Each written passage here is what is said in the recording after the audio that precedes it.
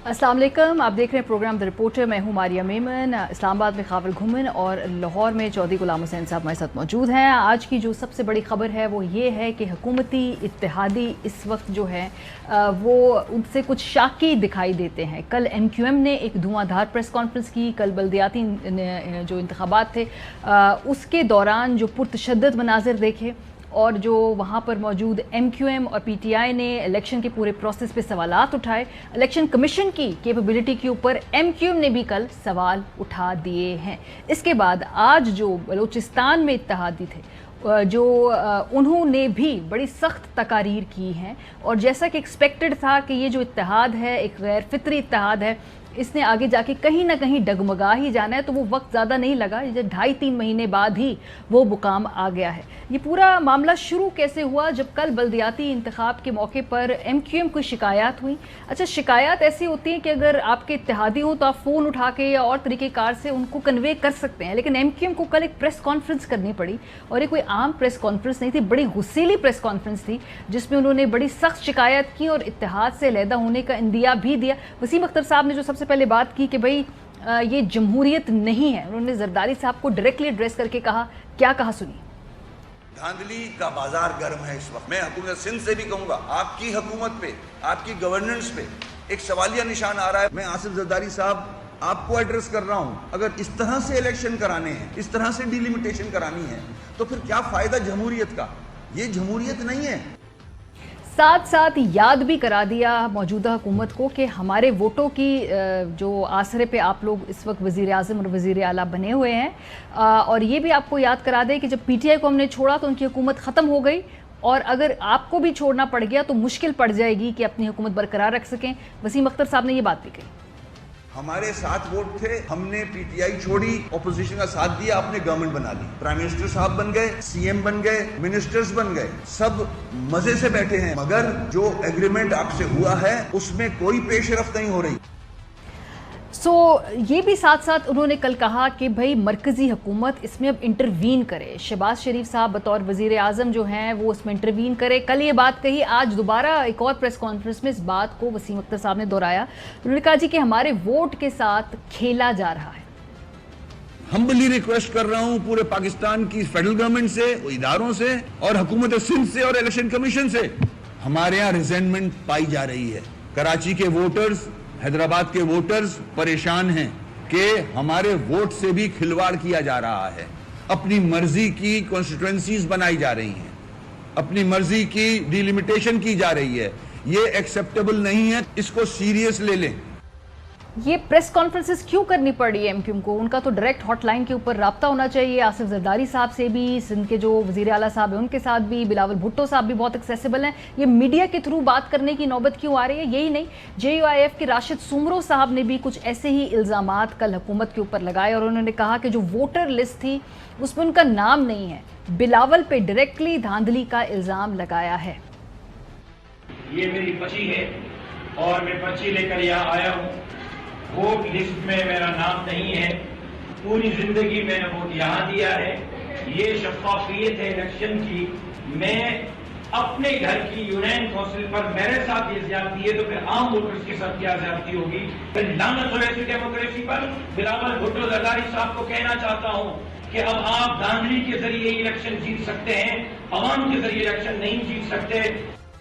इसी पे बात करते हैं गुमन साहब, ये क्या हो रहा है? MQM जो है यूजली वैसे ऐसी धमकियां लगाती रहती है, पहली मर्तबा नहीं है और कई दफ़ा तो वो एक ही दौरे हुकूमत में इतनी मर्तबा अपने इत्तेहादियों को ऐसे डरा धमका चुके हैं कि फिर बाद में मजाक भी इनका बन गया था कि भाई आपने क्या इस्तीफे देने, आपने जाना है तो वापस ही आ जाना है। सो क्या इसको सीरियसली लेना चाहिए इस वक्त जो ये MQM बात कह रही है, या ये इनका रिवायती अंदाज है तो ऐसे कहेंगे? सवाल यहाँ भी ये पैदा होता है कि जिधर ये मैसेज पहुँचाना चाहते हैं कि उन्होंने ऑलरेडी मैसेज वहाँ पर पहुँचा दिया है कि नहीं। इस्लामाबाद के अंदर कम से कम हमारे पास तो जब ये चेंज करने जा रहे थे, साइड PTI के छोड़ने जा रहे थे, इतलात आ गई थी कि वो क्यों छोड़ने जा रहे हैं। सारे शहर को पता है इन्होंने क्यों छोड़ा, तो बुनियादी तौर पर पता करने की ये ज़रूरत है और कराची से हम कोशिश भी करेंगे जानने की कि इन्होंने जिनकी वजह से ये इत्तेहाद छोड़ा, क्या उनको बता दिया कि हमारे साथ ये जुल्म और ज़्यादती हो रही है?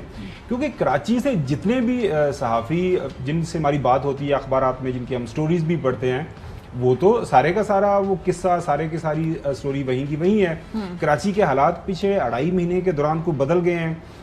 कोई एक काम सवाल मैं अपने इस प्रोग्राम के तवज्जो से MQM की लीडरशिप से भी पूछना चाहता हूँ कि कोई एक काम जो पाकिस्तान तहरीक इंसाफ की हुकूमत नहीं कर रही थी, और मोहतरम वज़ीर आज़म जो शहबाज शरीफ साहब ने 2-4 चक्कर भी लगाए कराची के, उन्होंने आके कर दिए हैं, वो हमें बता दें।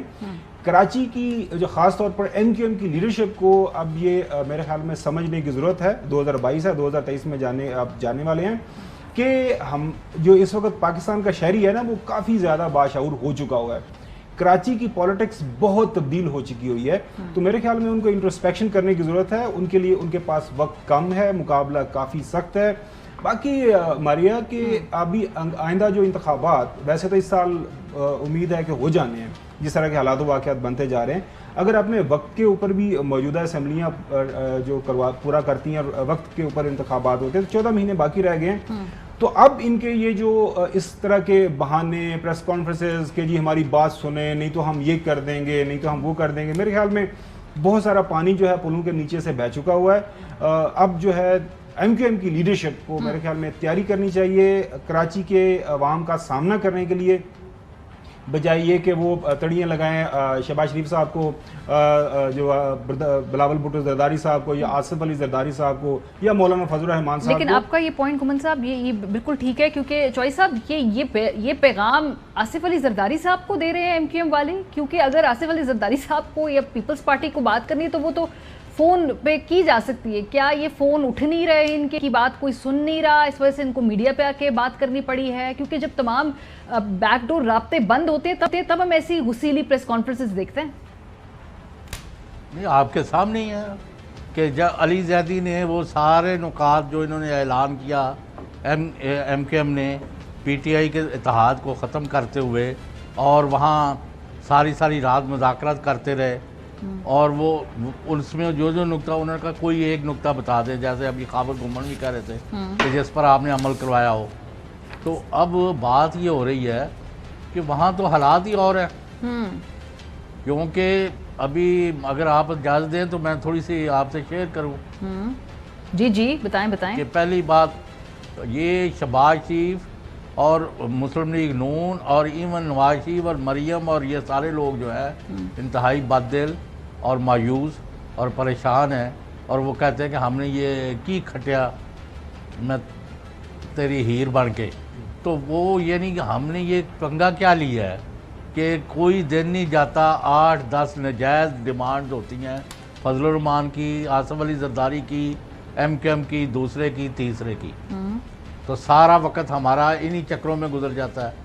ये एक मेंढकों की पंसेरी बन गई है, एक इधर ऊपर रखते हैं, दूसरा फुदक के उधर चला जाता है। वैसे चौधरी साहब लेकिन ये तो 1980 से सियासत में है, इनको पता है कि व्हीलिंग डीलिंग किस तरह होती है, इनको पता है कि MQM ने क्या मांगना था, मौलाना फजल रहमान साहब की क्या फरमाइशें होंगी, जरदारी साहब के सामने क्या उनका सियासी मंजरनामा है। ये तो इनको अभी थोड़ी सी इजाज़त दे, मैं ज़रा मुकम्मल कर लूँ। सही।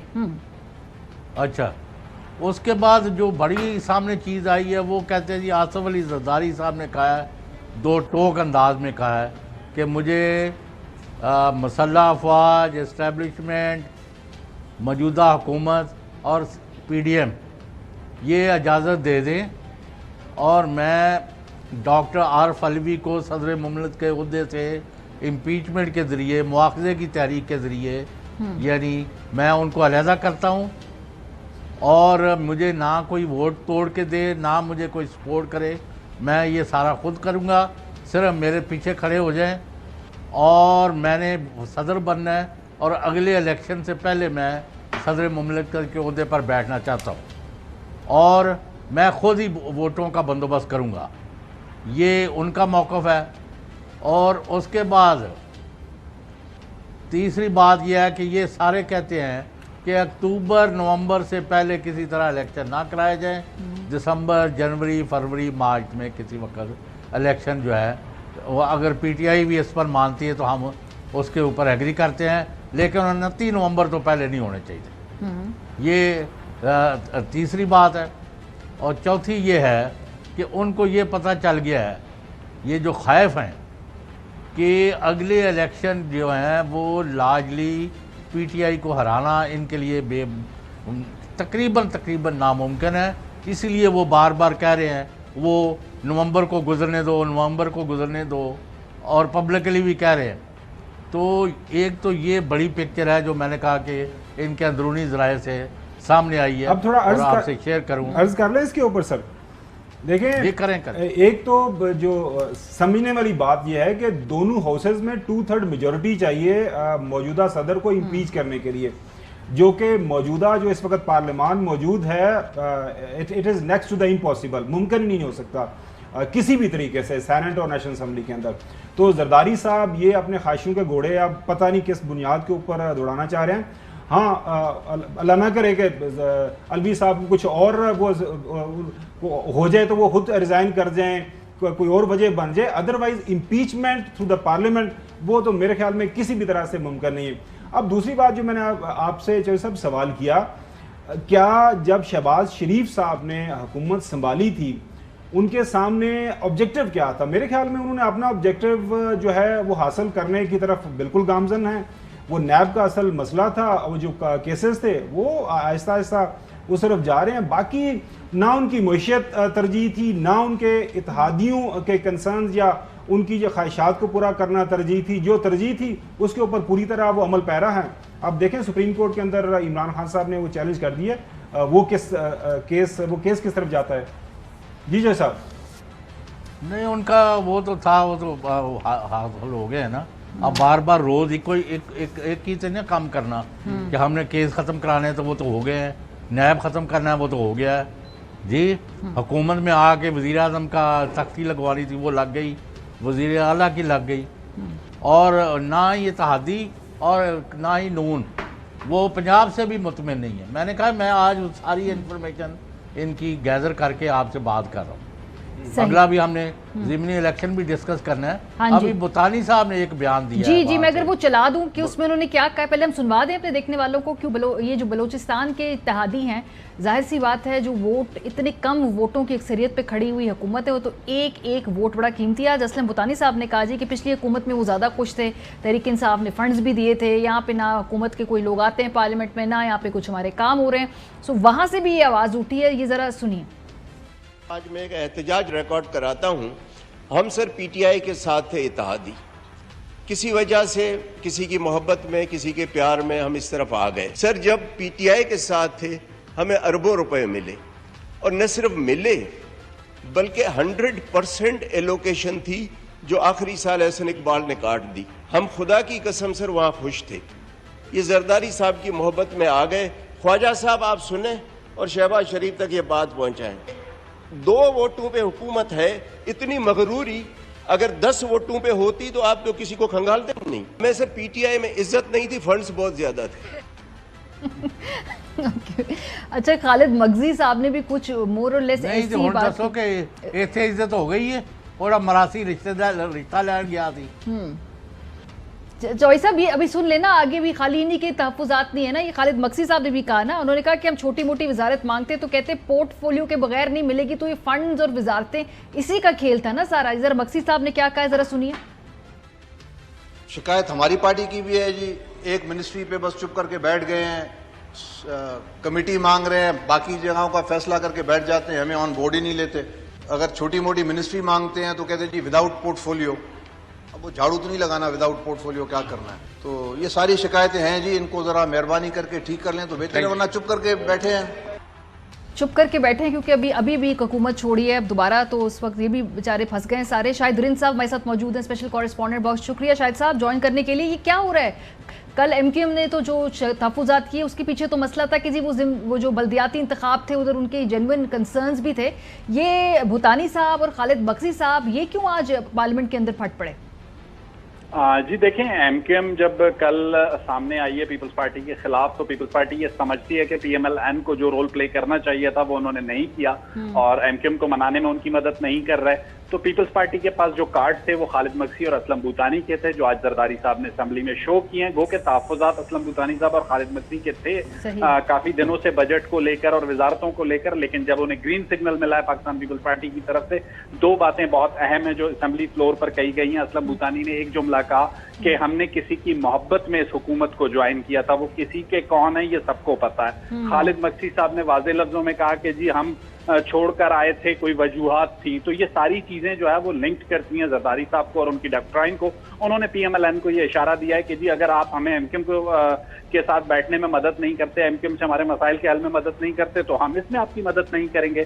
तो ये जो अननेचुरल और अनहोली सा एक अलायंस है वो इसी तरह चलता रहेगा। फौरी तौर पर इनमें से कोई एक्सट्रीम स्टेप लेने की कोशिश में ना कोशिश में है ना पोजीशन में है, चाहे खालिद मक्सी साहब हो या असलम बूतानी साहब। सो शाहिद साहब, इस वक्त ये जो वजारतों की बात है कि भाई वो कहते हैं एक वजारत मिली है, बाकी हमें पोर्टफोलियो के बगैर इस वक्त कोई वजारतें मांगते तो नहीं मिलती, तो ये सारे मामला पहले तय नहीं हुए हुए थे इन लोगों के हुकूमत में आने से पहले? ये मामला फंसा कहाँ हुआ है जो इनके अपने फंड्स और वजारतों की बात है?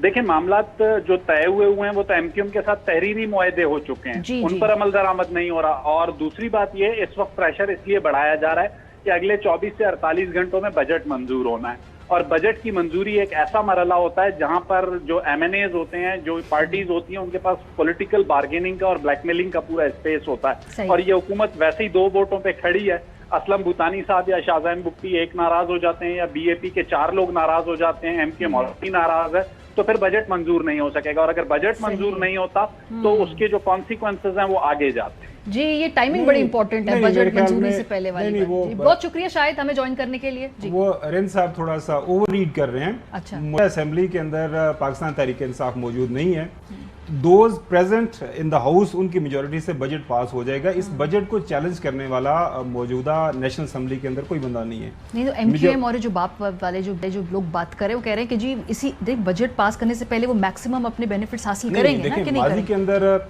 हुकूमत को इत्तेहादी इसलिए ब्लैकमेल कर सकते थे कि बड़ा क्लोज कॉन्टेक्स्ट हो सकता था। जिस तरह इससे पिछले साल जब बजट था 2-3 वोटों का फर्क था, और नून लीग और पीपल्स पार्टी का ये दावा था कि हम बिल्कुल जो है काउंटिंग की तरफ जाएंगे और ये साबित करेंगे कि हमारे पास मेजॉरिटी है। सही। अब मौजूदा जो इस वक्त नेशनल असेंबली है उसके अंदर पाकिस्तान मुस्लिम लीग नून और पीपल्स पार्टी भी आराम से बैठे हुए हैं। ठीक है। इस बजट को चैलेंज करने वाली अपोजिशन कोई नहीं है। अपोजिशन के अंदर आपको पता है हमारे मोहतरम रियाज साहब बैठे हैं, या चांद एक वो जो GDA वाले और MKM वाले। लिहाजा ये जो ब्लैकमेलिंग का आंसर है ना जो एक्सप्लेन किया जाए, उसका बिल्कुल कोई इसके अंदर लेना देना नहीं है। बुनियादी जो स्टोरी है ना, मतलब लार्जर उसमें फ्रेमवर्क में देखें अब हो क्या रहा है। अब हो ये रहा है कि ये जो बेचारे छोटे इत्तेहादी थे उनको ये बताया गया था आप हुकूमत में आए, आपके सारे मसाइल हल हो जाएंगे। मुल्क के अंदर जो है महंगाई, चूंकि इमरान खान बहुत नाअहल और नकमा आदमी था, उसने देखे मुल्क की इकोनॉमी का बड़ा गर्क कर दिया। मोहतरम शहबाज शरीफ साहब बड़े अच्छे एडमिनिस्ट्रेटर हैं, वो आएंगे, मुल्क की इकोनॉमी को चलाएंगे, मुल्क के अंदर महंगाई कम हो जाएगी और आपके सारे मसाइल, वो सुबह दोपहर शाम काम करने वाले आदमी हैं, तो आपको पता है ये तो बात मिलता ही नहीं है इमरान खान। तो वो अब चूंकि वो सारे का सारा प्रोसेस वो ना सिर्फ रिवर्स होता हुआ नजर आ रहा है, कोई चीज उनके सामने नजर नहीं आ रही। साल के बाद इलेक्शन है तो आपने वोटर सपोर्टर को भी मुतमईन करना है, और बाकी जिनकी वजह से इन्होंने साइड चेंज की थी उनको भी ये अपना बता रहे हैं, कंप्लेन कर रहे हैं कि खुदारा शिकायत किसी और से है, शिकायत किसी और से है। वो आखा तीनों ते सनावा नू वो ये मसला बन रहा है कि बताएं कि अब हमने जाना क्या है, क्या करना है। इलेक्शन भी सर पे आए हुए हैं, साल के बाद है, अगर टाइम पे भी होते हैं तो हमारा बनेगा क्या? बुनियादी तौर पर ये बेचारे रोना रो रहे हैं। लेकिन आज आमिर खान साहब ने ये जो बात की, जो ऐसा मैं सुनवा दूं फिर इस पे आपका रद्द-ए-अमल लेंगे। उन्होंने कहा 7 वोट हैं और ये 7 वोट अगर मुआहदे पे हमारे साथ अमल नहीं होता तो इन 7 वोटों से हम निजात दिलवा सकते हैं हमें आपसे। क्या कहा जरा सुनिए। रिटर्न एग्रीमेंट किया है जिसके ऊपर शहबाज शरीफ, बिलावल भुट्टो, मौलाना फजलुर रहमान, अख्तर मेंडल साहब इन सब के साइन। अगर इस मुआहदे पर अमल नहीं होता है तो मैं वफाक और सूबे को दोनों को ये पैगाम दे रहा हूं कि यही 7 वोट हैं जिससे आपकी हुकूमत भी कायम है। अगर आपने इस मुआहदे पर अमल नहीं किया तो ये 7 वोट जिस तरह आपको वजीर आजम बना सकते हैं, जिस तरह आपको इमरान खान से निजात दिला सकते हैं, उसी तरह ये 7 वोट आपसे भी निजात दिलवा देंगे। बहादुराबाद को ताला लगा देंगे, हम सड़कों पे आ जाएंगे, ये भी कहा वसीम अख्तर साहब ने। शहबाज शरीफ साहब और जो कोलिशन पार्टनर्स हैं उनसे रिक्वेस्ट करूंगा, मेरे नर्म लहजे को एक्सेप्ट करें, सीरियसनेस शो करें, और हम एक्सपेक्ट करते हैं कि वो एग्रीमेंट हमारा इन लेटर इन स्पिरिट आप इंप्लीमेंट करोगे, जो कि आपने वादा किया है। अगर आप उससे मुनहरिफ होते हो, हटते हो, तो फिर हम भी बहादुराबाद को ताला लगाएंगे और फिर सड़कों पे आएंगे, क्योंकि इनफ इज इनफ। अब हमने हर इदारे के सामने ये बात रख दी है। जी चौई साहब। जी, उसमें वो खावर गुम्मन साहब ने सही कहा है कि अगर सिंपल मेजॉरिटी से पास हो जाएगा, लेकिन उनको एक जरा चीज़ भूल गई है, वो ये नोट फरमाएं कि जब अगर आपके 174 में से 7 और 4 11 या और जो भी है वो अलहदा हो जाए तो अक्सरियत तो ख़त्म होगी ना, माइनॉरिटी गवर्नमेंट रह गई। बजट पास हो या ना हो, they do not have majority, यानी वोट ऑफ कॉन्फिडेंस लेना कभी लेना पड़ सकता है। वो नेक्स्ट स्टेप है। वो अगर ये इत्तेहादी अलहदा हो जाते हैं, फर्ज करें फॉर्मली MQM ये एप्लीकेशन देती है स्पीकर को, जी हम गवर्नमेंट बेंचेस छोड़ के अपोजिशन बेंचेस पे जा रहे हैं, तो immediately president Pakistan prime minister साहब को कह सकते हैं आप वोट ऑफ कॉन्फिडेंस लें। मैं सिर्फ ये बात कर रहा हूँ बुनियादी तौर पर ये बजट के हवाले से। और बिल्कुल चौधरी साहब आपकी बात बिल्कुल ठीक है कि इत्तेहादी कोई भी फॉर्मली जब अनाउंस कर देंगे इस हुकूमत से हम अलहदगी इख्तियार कर रहे हैं, तो हुकूमत आराम से गिर जाएगी, इसमें कोई शक नहीं। मैं सिर्फ बजट की स्पेसिफिक बात कर रहा था कि बजट अगर पास होना है तो उसमें कोई ब्लैकमेलिंग। जी, ये अभी बजट तो पास मेरा ख्याल है इसका इशू नहीं है, लार्जर इशू है इलेक्शन का और उसकी एक्सेप्टेबिलिटी का। और ये जरदारी साहब जो अपना मंसूबा बनाया उन्होंने अपने सदारत के कब्जे पर, और उसके बाद इलेक्शन में आ जाऊँ और उसके बाद अपने बेटे को वज़ीर-ए-आज़म बनवा लूँ, उनका वो एजेंडा है। सही। तो हर एक अपने एजेंडे पर चल रहा है। चलें एक ब्रेक लेनी है यहाँ पे, सब ब्रेक लेके आते हैं वापस, फिर आगे वो आपने पंजाब में जो आज ये हम देख रहे हैं वो 5 सीटें हैं माइनॉरिटी की और ख़वातीन की, उसमें फ़ैसला आया अदालत का कि भाई अब नोटिफाई किया जाए और वो नशिस्तें जिनको दी जाएं। पाकिस्तान तहरीक इंसाफ के लिए आज एक बहुत बड़ी ये कानूनी फतह भी है, और पंजाब असम्बली में हमजा शहबाज साहब का जो इस वक्त स्टैचर है वो मज़ीद कमज़ोर हो गया है। ब्रेक के बाद पे बात करेंगे, हमारे साथ रहिए। Welcome back. कुछ हफ्ते पहले हमने देखा कि इलेक्शन कमीशन ने एक बड़े ही अजीब तरीके से जो कानूनी हक बनता था पाकिस्तान तहरीक इंसाफ का, यानी कि वो 5 नशिस्तें जिसके ऊपर नोटिफिकेशन होना था जो माइनॉरिटीज़ और ख़वातीन की थी, उसको रोक दिया। फिर तहरीक इंसाफ अदालत में गई, वहाँ से आज एक बड़ा रिलीफ मिला और इलेक्शन कमीशन को ये हदायत जारी की है लाहौर हाई कोर्ट ने कि 5 मखसूस नशिस्तों पर फ़ौरन से पहले नोटिफिकेशन जारी किया जाए। नून लीग ने बहरहाल इस फैसले को दोबारा चैलेंज कर दिया है, तो अभी वहाँ कानूनी जंग जो पंजाब में है वो बिल्कुल भी किसी तौर ख़त्म होने को नहीं आ रही। अली ज़फ़र साहब हमारे साथ मौजूद है, साबिक़ लॉ मिनिस्टर, बहुत शुक्रिया अली ज़फ़र साहब हमें ज्वाइन करने के लिए। सर, ये इस वक्त अब नून लीग इसको चैलेंज करेगी, फिर ये मामला लटकेगा, आपको लगता है अगले आने वाले कुछ ज़िमनी इंतखाब का इंतज़ार हो रहा है, उससे पहले ये कानूनी जंग जितनी जो है उसको उसमें उलझाया जाए एक दूसरे को, ख़ासतौर पर PTI को, इससे ऐसे आसार नज़र आ रहे हैं? देखिए, इसमें आइन बहुत वाज़ेह है सारे मामले में। आइन ये कहता है कि जो रिज़र्व सीट्स होती हैं, यानी कि माइनॉरिटीज़ की या ख़वातीन की, उन रिज़र्व सीट्स में अगर कोई कभी किसी वजह से भी वो खाली हो जाए, उनमें वैकेंसी हो, तो फिर उनको पुर करने का तरीका एक ही है, आइन कहता है, और वो ये है कि जो लिस्ट होती है पार्टी की, जिस पार्टी की भी नशिस्त खाली हो, उस पार्टी की ही लिस्ट में से नेक्स्ट जो भी आएगा उसको नोटिफाई करना है। इसमें आइन में इतनी क्लैरिटी है कि इसको आपको तशरीह करने की भी ज़रूरत नहीं। आप वो आइन की जो शिक है आर्टिकल 224 वो पढ़ें तो उसमें बाकायदा यही लिखा है। अच्छा अली ज़फ़र साहब, ये तो के सामने अली ज़फ़र साहब ये तो केस सबके सामने था, आपने आर्गूमेंट पेश किया, वो तो हमारे सामने फैसला आ गया, और इलेक्शन कमीशन की इस हवाले से जो भी बदनीति तो नहीं हम कह सकते, लेकिन उनकी मिस जजमेंट इस कानून के हवाले से वो तो क्लियर हो गई।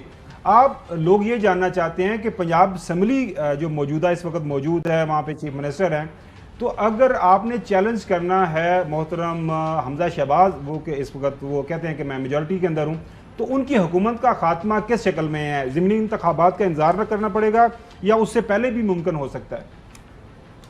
जी देखिए, अब जब 5 अरकान जो MPs हैं वो जब PTI के आ जाते हैं तो नंबर गेम तब्दील हो जाती है। इसके बाद चूंकि वो 5 अब वोट्स इस तरफ आ गए हैं, तो 3 ऑप्शंस हैं। एक ऑप्शन तो ये है कि वोट ऑफ नो कॉन्फिडेंस उनके खिलाफ किया जाए, जिस तरह के नेशनल असेंबली में हुआ था प्राइम मिनिस्टर के खिलाफ। दूसरा ऑप्शन ये है कि उनको मजबूर किया जाए अदालत के जरिए, या वैसे वो अगर करना चाहें कि वो वोट ऑफ कॉन्फिडेंस लेने जाएं, और उनको लेने जाना चाहिए क्योंकि अब नंबर गेम चेंज हो गई है। तीसरी ऑप्शन ये है जो कल केस की जिसकी समाअत हो रही है कि चूंकि इनका जो इलेक्शन था हमजा शहबाज साहब का, ये इलेक्शन में आईनी तौर पे वो चीफ मिनिस्टर नहीं बने, यानी कि उनको 186 वोट्स चाहिए थे, लेकिन उनको चूंकि सिर्फ 172 वोट्स मिले, तो कल अगर ये फैसला या परसों, जो कल बहस करूंगा मैं अदालत में जाके, कल अगर या परसों ये फैसला आ जाता है कि उनका इलेक्शन पहला ठीक नहीं था, अच्छा सर, दोबारा ये तो ठीक हो गया, भेजा जाए, तो फिर इन 5 जो अरकान जो पीटीआई में आए हैं, उनका चूंकि पीटीआई की तरफ वोट होगा, इसलिए उससे फर्क पड़ जाएगा नए इलेक्शन। चॉइस साहब, आपका भी सवाल है? ऑप्शन सामने है। नहीं वाली जफर साहब, आप तो कानूनी बातें बता रहे हैं और आइन और कानून के हवाले दे रहे हैं। यहाँ पंजाब में जब पुलिस असम्बली में दाखिल हुई और जो सो कॉल्ड प्रिजाइडिंग कर रहे थे डिप्टी स्पीकर साहब, वो वहाँ विजिटर्स गैलरी में खड़े होके वो अजलास कंडक्ट करते रहे हैं, और ना उनके पास सेक्रेटरी है, ना अमला है, ना कुछ है, और एक खुद साख्ता बना के जी हम जीत गए, हम जीत गए, वो हो गया हो। और आज तक मैं कहता हूँ लोग, अगर आप माफ़ करना, लोग ये कहते हैं ये बार और बेंच अगर ठीक हो जाए ना, तो पाकिस्तान के आधे मसाइल जो है ना ख़त्म हो जाए।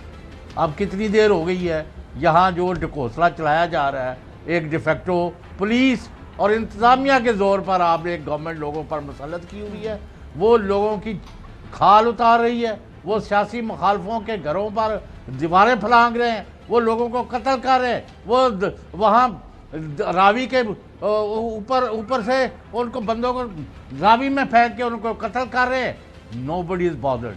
तो किस वक्त होना जागड़ा है इन्ने वड्डे वालद दा, इन्ना वड्डा कानूनदार पुत्र मुंडा, तू कादा पटवारी तो मुंडा मेरा रोए अंब नूं। What are you doing? जी सर। जी देखिए, अभी मैं आपको बताऊं, मेरी नज़र में 3 बहुत अहम और तारीखी फैसले हुए हैं, और हो सकता है चौथा भी जल्द आ जाए। एक तो आपने देखा कि सुप्रीम कोर्ट ऑफ पाकिस्तान ने बड़ा अहम फैसला किया कि जो भी वोट डालता है, जो भी डिफेक्ट करके वोट डालता है, उसका वोट काउंट नहीं होगा। उसके सीधा बाद इलेक्शन कमीशन ऑफ पाकिस्तान से फैसला आया कि ये जो 25 लोग हैं उनको डीसीट किया जाएगा। इसके बाद आज तीसरा एक बड़ा फैसला आ गया जिसमें ये कहा गया कि वो जो 5 माइनॉरिटी सीट्स और वुमेन सीट के लोग हैं वो पीटीआई के होंगे।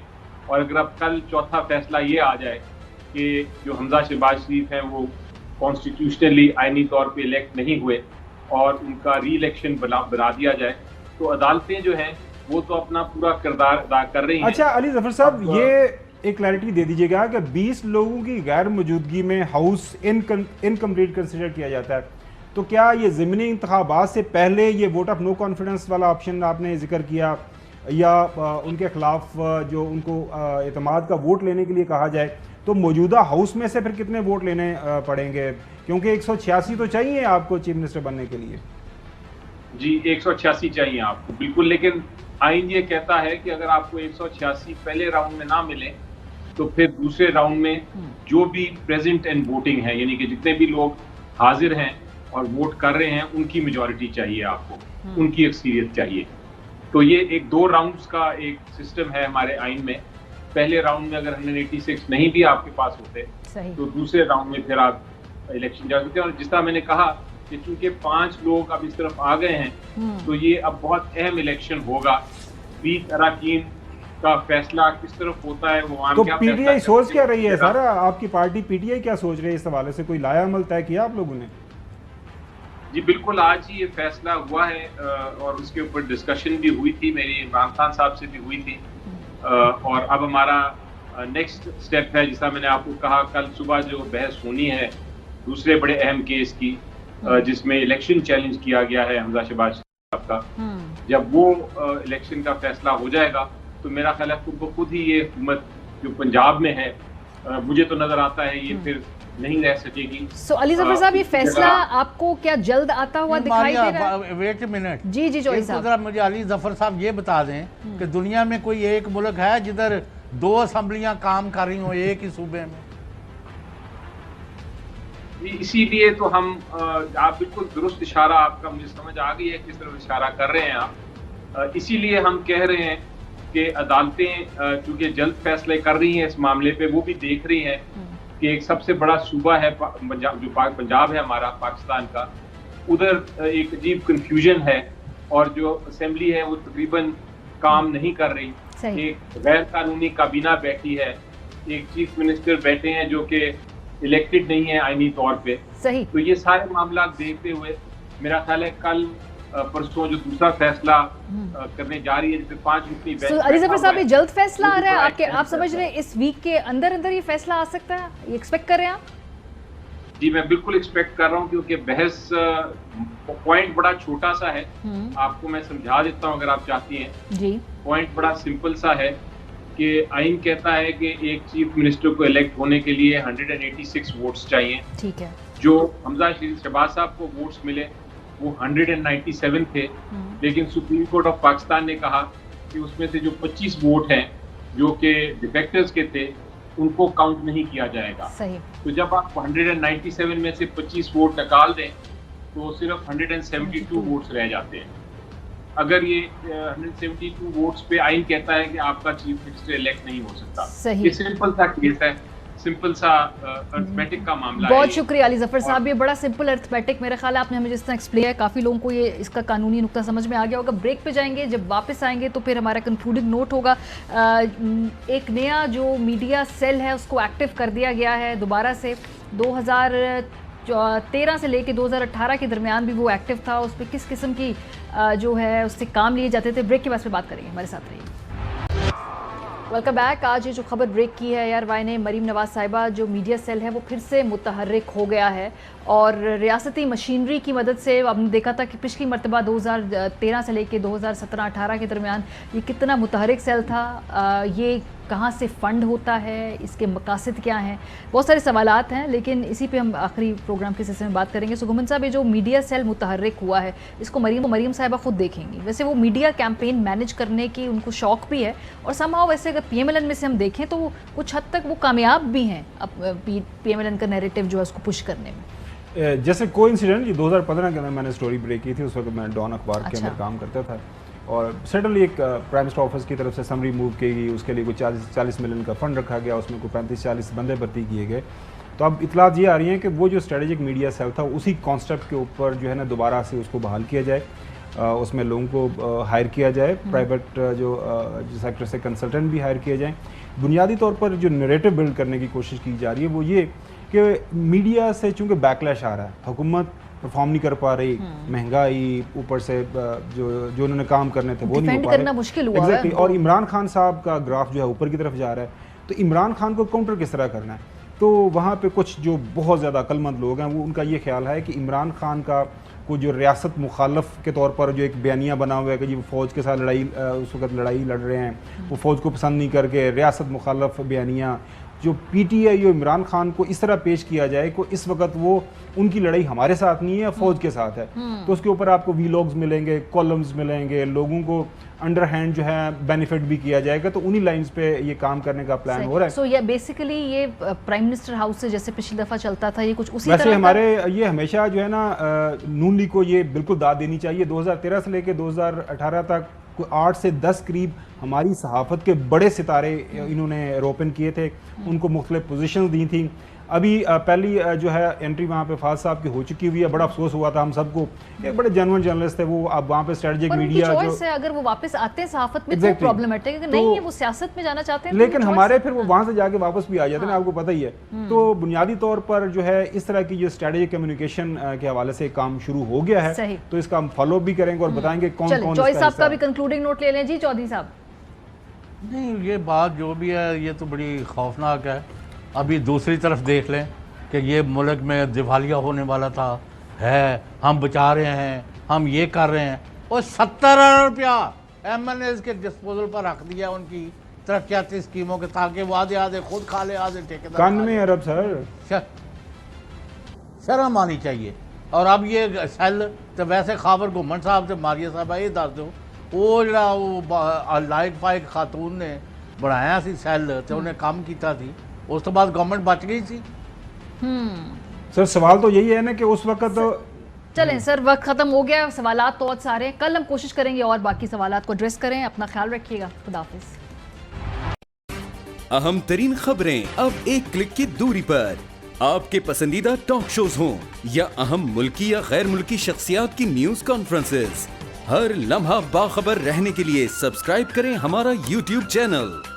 मौसम की सूरत हाल हो या खेल के मैदान से खबरें, अपने मोबाइल फोन से मुल्की और बैनुल-अक़वामी अहम खबरों तक रसाई के लिए डाउनलोड कीजिए मोबाइल ऐप।